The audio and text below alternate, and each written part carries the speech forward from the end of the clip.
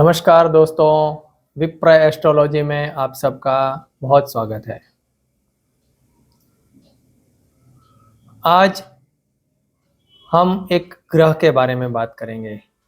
आज का वीडियो एक ऐसे ग्रह के बारे में है जो एक अपने आप में कुछ खास है या कुछ अद्भुत है या कुछ सबसे अलग है और हमारे जीवन में बहुत ज़बरदस्त उसका जुड़ाव है। उसके बगैर हमारा जीवन ही संभव नहीं है। कुछ इस तरह का ग्रह है जो हमें खुशियाँ भी अपार देता है, हमें आनंद भी बहुत देता है और हमारे जीवन में प्रेम रस भर देता है। तो आप समझ गए होंगे कि प्रेम के देवता जो शुक्राचार्य या ग्रह शुक्र है, तो उसके बारे में मैं बात करने जा रहा हूँ। ये वीडियो आप पूरा देखिएगा, शायद आपको शुक्र ग्रह के बारे में ये सब जानकारी जो मैं अभी दे रहा हूँ वो शायद ही कहीं आपको मिलेगी या आपने सुनी होगी। बहुत ही कम इस तरह की जानकारी आपको प्राप्त होगी। तो बहुत ही अच्छी जानकारी आपको देने जा रहा हूँ। आशा रखता हूँ आपको बहुत ही मज़ा आएगा ये वीडियो देखकर। तो आप मेरे चैनल को सब्सक्राइब भी ज़रूर कर दीजिएगा और मेरे साथ जुड़ जाइएगा। तो आइए हम बात कर लेते हैं सीधे शुक्राचार्य के बारे में। तो शुक्र ग्रह की बात करते हैं तो सौर मंडल के अंदर सूर्य राजा है और उसके दो मंत्री हैं, एक गुरु बृहस्पति और एक गुरु शुक्राचार्य। ये दो उसके मंत्री कहे गए हैं। एक जो मंत्री है गुरु बृहस्पति, वो राजा को आध्यात्मिक सलाह देता है या ज्ञान देता है और मोक्ष की ओर ले जाने का काम करता है। तो दूसरे जो मंत्री है शुक्राचार्य जी, वो राजा को ये दुनियादारी, मटेरियल वर्ल्ड, भौतिक सुख सुविधाएं, वैभव और भोग की ओर ले जाता है। गुरु बृहस्पति तो देवों के गुरु हैं और शुक्राचार्य हैं वो दानवों के गुरु हैं। दोनों ही ब्राह्मण जाति है और दोनों ही नैसर्गिक शुभ ग्रह है। यानी 9 ग्रहों में पूर्णतः शुभत्व जो प्राप्त है शुभ ग्रह की कैटेगरी में, तो ये दो ही गुरु आते हैं, एक गुरु बृहस्पति और शुक्राचार्य, और दोनों ही ब्राह्मण हैं। लेकिन आज हम शुक्राचार्य के बारे में ही बात करेंगे। तो शुक्र भी नैसर्गिक शुभ ग्रह है और ब्राह्मण जाति है। शुक्र भोग है और बृहस्पति मोक्ष है। शुक्र वैभव है यानी लग्जरी है और बृहस्पति धन है, यानी धन देने वाले बृहस्पति हैं तो वैभव देने वाले शुक्र है। यानी कई लोगों के पास धन बहुत होता है, पैसा बहुत होता है, लेकिन वो जीते हैं अपनी लाइफस्टाइल कुछ गरीबों की तरह, छांट छांट के पैसे खर्च करते हैं, अपने आप को ठीक ठाक रखते नहीं है, ठीक ठाक उनका घर नहीं होता, अच्छी गाड़ी में घूमते नहीं है, यानी लग्जरी लाइफस्टाइल नहीं होती, पैसे बहुत होते हैं। यानी उसके पास गुरु की कृपा तो है लेकिन शुक्र की कृपा नहीं है। और कुछ लोग हमने देखे हैं कि थोड़े बहुत पैसे होते हैं लेकिन वो रहते हैं और उनकी लाइफस्टाइल, कपड़े पहनना, रहना, खाना पीना, गाड़ियों में घूमना ऐसा होता है कि जैसे उसके पास करोड़ों अरबों रुपये हैं, तो उसके पास वैभव है। तो शुक्राचार्य की कृपा है और गुरु की कृपा कम है। तो ये वैभव और धन में फर्क समझना जरूरी है कि बृहस्पति धन है तो शुक्र वैभव है। अब हम आते हैं फिर से एक बात पर कि शुक्राचार्य जो है वो एक ऐसे विद्वान है जिनके पास लौकिक, अलौकिक, परलौकिक, वेद, सभी विद्याएं, सर्वशास्त्र, मंत्र, तंत्र और सभी मायाओं के जानकार। यानी उनके पास कोई विद्या या कोई शास्त्र का ज्ञान नहीं है, ऐसा नहीं है। सभी विद्याएं और सभी शास्त्रों का ज्ञान है। उसके उपरांत उनके पास एक और खास विद्या है और वो है संजीवनी विद्या के ज्ञाता। वो केवल शुक्राचार्य के पास है। उससे वो मरने वाले को भी जीवित कर सकते हैं। शुक्राचार्य जो है, महर्षि भृगु ऋषि का नाम आपने सुना होगा।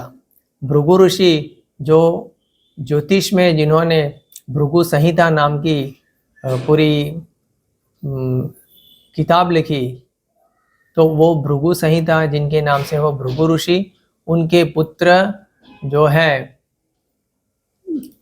कवि, और कवि के पुत्र है उष्ण, और उष्ण के पुत्र है शुक्राचार्य।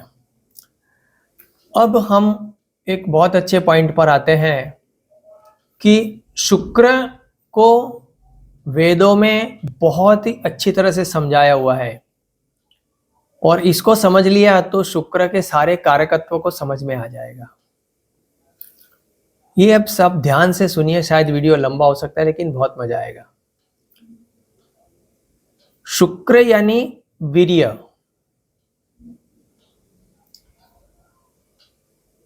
मेडिकल साइंस में हम इसको शुक्र जंतु या शुक्राणु कहते हैं, इंग्लिश में इसको स्पर्म कहते हैं, जिससे नया जीव पैदा होता है या उत्पन्न होता है।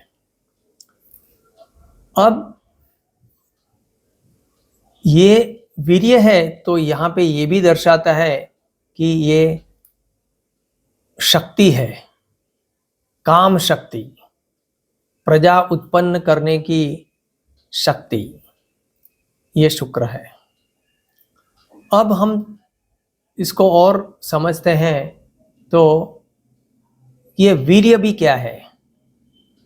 तो हम जो भी खाना खाते हैं वो सब खाना पाचन होके, उसका डिवीज़न होके हमारे बॉडी में कुछ विटामिन्स, मिनरल्स, ये सब वगैरह एब्जॉर्ब होता है, और वो सब हमारे मांस, हड्डियाँ सब बनता है, स्नायु बनते हैं वगैरह। लेकिन लास्ट में जो तत्व बनता है वो है फाइनल प्रोडक्ट, फिनिश प्रोडक्ट जिसको बोलते हैं, वो है शुक्र यानी वीर्य। ये हमारे शरीर में बनता है, जिससे एक नया जीवन फिर से जन्म ले सकता है। तो वीर्य जो है वो हमारे शरीर का रिफाइंड प्रोडक्ट, या ये कहें कि फिनिश्ड प्रोडक्ट है। तो हम ये कह सकते हैं कि जो जो रिफाइंड प्रोडक्ट है, जो जो फिनिश्ड प्रोडक्ट है, वो सभी शुक्र के कारकत्व में आएंगे या फिर शुक्र दर्शाता है। अब इसको हम समझते हैं बहुत अच्छे तरह से। जैसे गन्ना है, और गन्ने के रस को प्रोसेस करके उसकी फिनिश्ड प्रोडक्ट आती है शक्कर या मिश्री। तो वो शक्कर या मिश्री है, वो शुक्र है। दूसरी बात करते हैं, दूध है, दूध में से दही बनता है, दही में से मक्खन बनता है, और फिर मक्खन को फिर से रिफाइन करते हैं या फिनिश प्रोडक्ट आता है तो घी बनता है। तो घी जो है वो शुक्र के कारकत्व में आता है, लेकिन दूध शुक्र के कारकत्व में नहीं आता। एक और उदाहरण समझते हैं। हम सबको पता है कि हीरा जो है वो शुक्र का रत्न माना गया है, डायमंड। अब हम सब ये भी जानते हैं कि हीरे कोयले की खदान में से निकलते हैं। तो कोयला भी कार्बन है और हीरा भी कार्बन है, और कोयले की खान से निकलता है हीरा। लेकिन फर्क ये है कि दोनों ही कार्बन है, लेकिन जो कोयला है वो अशुद्ध स्वरूप है कार्बन का, और हीरा जो है वो कार्बन का शुद्ध स्वरूप कहा जाता है, यानी एकदम रिफाइंड और फिनिश्ड प्रोडक्ट है। तो वो हीरा बन गया, उसके गुण बदल गए, लेकिन फिर भी अंदर कार्बन है शुद्ध स्वरूप में, तो वो शुक्र कहलाएगा। कोयला शुक्र नहीं है, किंतु हीरा शुक्र है। आज के जमाने में बात करूं तो एक और स्वरूप में आपको समझाता हूं कि लोहा जो है वो शुक्र नहीं दर्शाता, किंतु लोहे में से कार बनती है, तो कार है वो वाहन है, वो शुक्र दर्शाता है। और शुक्र महाराज का जो शुक्रदेव का जो वाहन है वो भी अश्व है, तो अश्व वाहन के रूप में जाना जाता है। तो जो भी जितने भी वाहन है वो सभी शुक्र के कारकत्व में आते हैं, और वाहन वैसे भी एक लग्जरी वस्तु मानी जाती है। और एक उदाहरण से समझते हैं, सोना चांदी जो है वो शुक्र में नहीं आते, किंतु सोना चांदी में से जो गहने आभूषण बनते हैं वो शुक्र के कारकत्व में आ जाते हैं। केवल कपड़ा है, रॉ कपड़ा, वो शुक्र के कारकत्व में नहीं आता, लेकिन रंग बेरंगी कपड़े सिलाई करके अच्छे से उसको वर्क करके एक अच्छा कुर्ता पायजामा या वो बनाया आपने कुछ पहनने के लिए, तो वो आपके शुक्र के कारकत्व में आ जाता है। लकड़ी है, वो लकड़ी शुक्र में नहीं आती, किंतु लकड़ी को काट पीट के पॉलिश करके उसको जोड़ के उसमें से बहुत ही सुंदर फर्नीचर बनाया, डाइनिंग टेबल बनाया, सोफा बनाया, डबल बेड बनाया, तो ये सब शुक्र में आ जाता है। संगीत में 7 स्वर है, लेकिन जो स्वर है वो शुक्र के कारकत्व में नहीं है, किंतु उसी स्वर को लयबद्ध तरीके से अगर उसको अरेंज करके वो कर दिया जाए तो उसमें से एक सुंदर सा संगीत बनता है जो आनंद देता है इंद्रियों को। तो संगीत जो है वो शुक्र के कारकत्व में आ जाता है। वैसे ही हम जब बातचीत करते हैं नॉर्मल किसी के साथ या कोई भी क्रिया करते हैं तो हमारे चेहरे के हाव भाव चेंज होते हैं, हाथ पांव हिलते हैं, लेकिन वो तो नॉर्मल पोजीशन है। लेकिन अगर उसको लयबद्ध तरीके से चेहरे के हाव भाव और हाथ पैर की हलन चलन की जाए तो वो नृत्य में परिवर्तित हो जाता है। क्रिया वैसी ही है, शरीर का हलन चलन और चेहरे के हाव भाव, किंतु वो नृत्य में परिवर्तित हो जाता है, वो रिफाइन सिस्टम में चला जाता है। तो वो शुक्र के कारकत्व में नृत्य आ जाता है, यानी संगीत नृत्य ये भी शुक्र के कारकत्व में आता है। वैसे ही कोई चित्र बनाता है तो सुंदर चित्र भी शुक्र के कारकत्व में आ जाता है। शुक्र को वेदों में रस भी कहा है, यानी जो मन और इंद्रियों को आनंद देने वाला रस, वो रस की बात कर रहे हैं। जैसे अच्छे संगीत का रसपान हमारी कानों को अच्छा लगता है तो स्वर्ण इंद्रियों को अच्छा लगता है। नृत्य और सुंदरता, नृत्य देखना और सुंदरता देखने से हमारी आंखों को रसपान होता है, आंखों को अच्छा लगता है तो आंखों से रसपान होता है। स्वादिष्ट भोजन करने से जो आनंद आता है तो वो हमारी जिह्वा को रसपान करते हैं। फूल या इत्र की खुशबू हमारे नाक द्वारा हम रसपान करते हैं, सुगंध का, इत्र की सुगंध का रसपान नाक से होता है वैसे वैभव का रसपान, सुंदरता का रसपान, सुंदर वस्त्र, आभूषण, वैभवी वस्तुओं या सुंदर चीजों का भोग करना, ये सब भी शुक्र में आता है। यानी ये सब चीजें मन और इंद्रियों को आनंद देने वाली जो रसपान करते हैं, तो भोग करते हैं, वो सब शुक्र में आते हैं। इंद्रियों के रसपान से भोग प्राप्त होता है, इसीलिए ही शुक्र भोग विलास का कारक भी माना गया है। शुक्र को पृथ्वी की एक जुड़वा बहन भी कहते हैं, क्योंकि पृथ्वी से नजदीक है। वो लगभग पृथ्वी जितनी ही साइज का है, थोड़ा सा छोटा है। और चंद्र के बाद पृथ्वी से सबसे नजदीक चंद्र है, उसके बाद करीब करीब शुक्र ही है।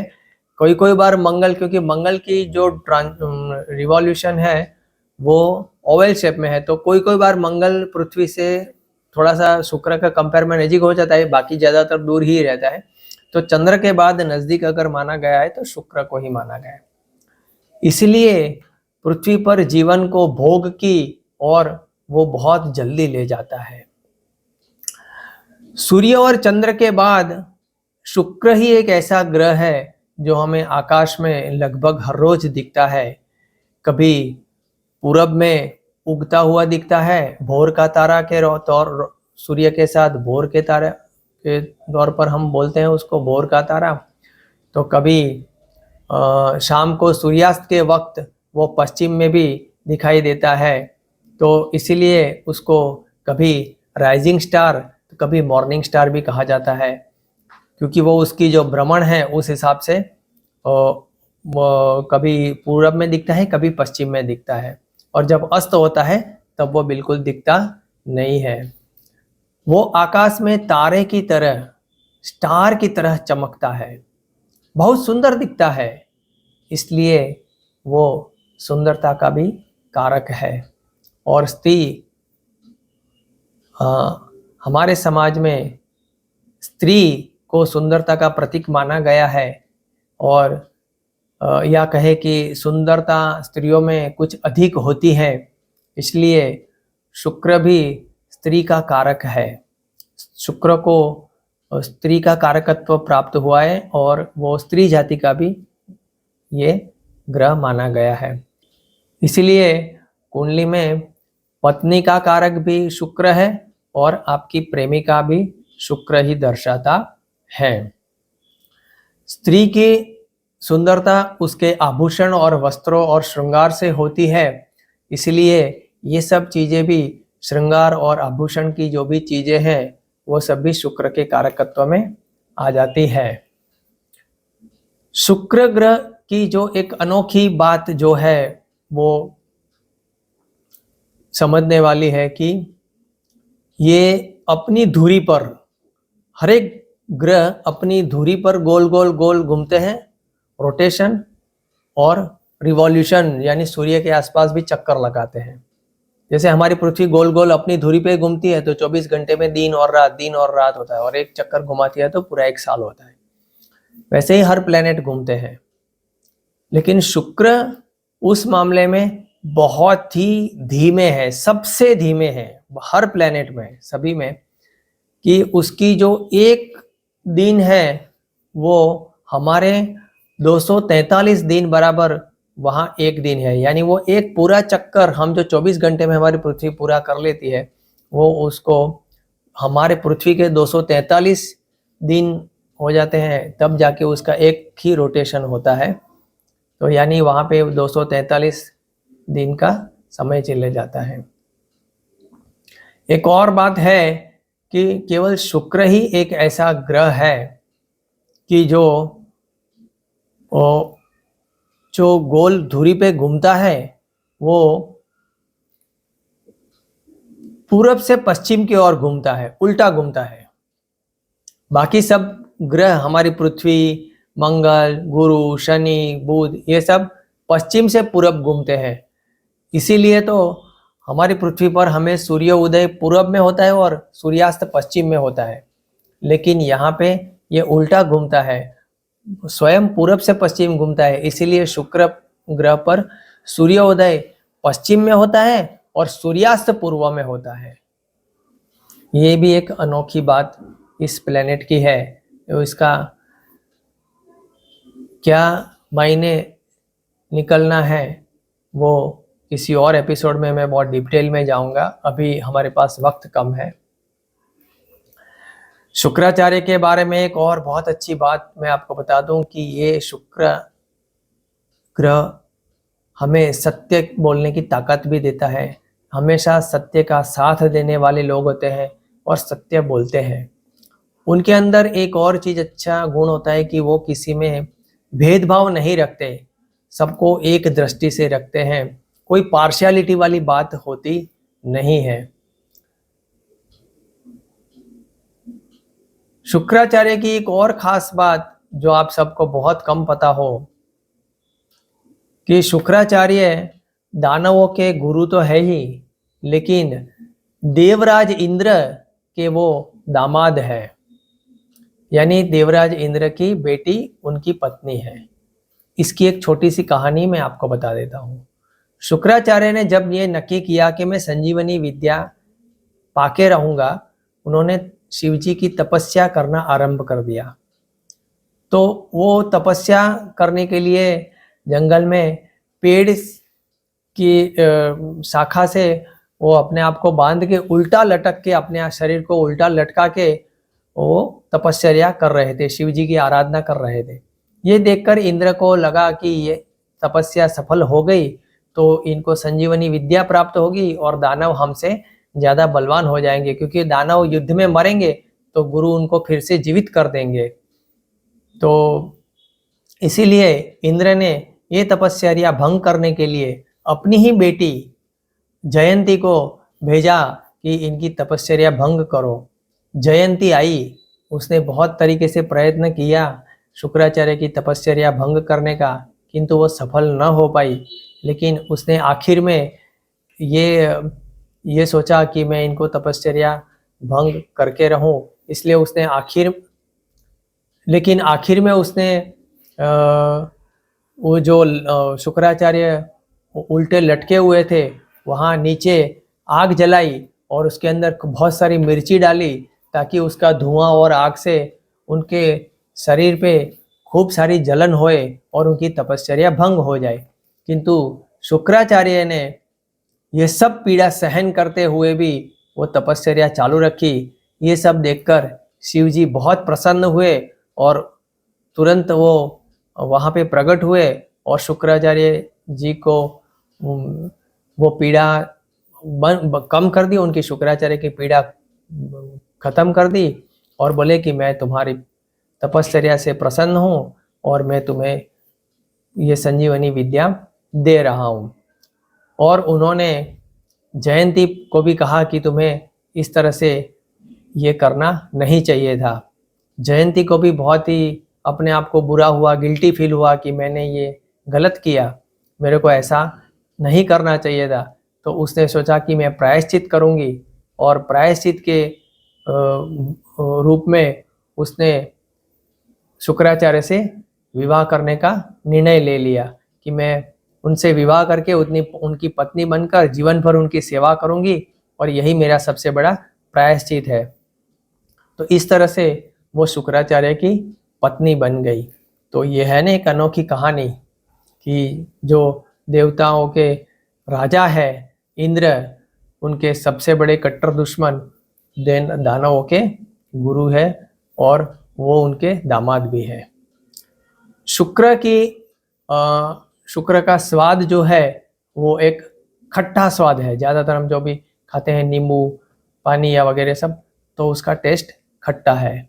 शुक्र के आदि देवता जो सची देवी है, यानी इंद्र की पत्नी इंद्राणी है, यानी उनका जो स्वरूप है वो माता लक्ष्मी और खासकर वैभव लक्ष्मी, क्योंकि मैंने फिर से कहा कि शुक्र वैभव का कारक है, इसीलिए वैभव लक्ष्मी जो स्वरूप है वो खास करके शुक्र का देवी माने गए हैं। और इसीलिए हमारे समाज में, हमारे यहाँ लोग कई जगह पर माँ वैभव लक्ष्मी का व्रत करते हैं।